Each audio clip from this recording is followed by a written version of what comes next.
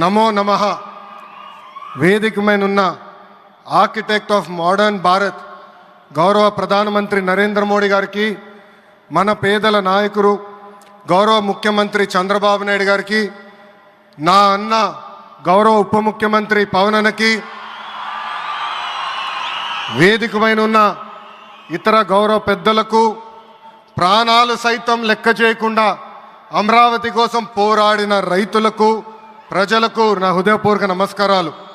ముందుగా పహల్గామ్ ఉగ్రవాద దాడిలో చనిపోయిన వారికి నేను నివాళులర్పిస్తున్నా. ఉగ్రవాదుల దాడిలో చనిపోయిన వారి కుటుంబానికి దేశం మొత్తం అండగా నిలబడుతుంది. పాకిస్తాన్ గీత దాటింది, అమాయకుల్ని చంపింది, చాలా పెద్ద తప్పు చేసింది.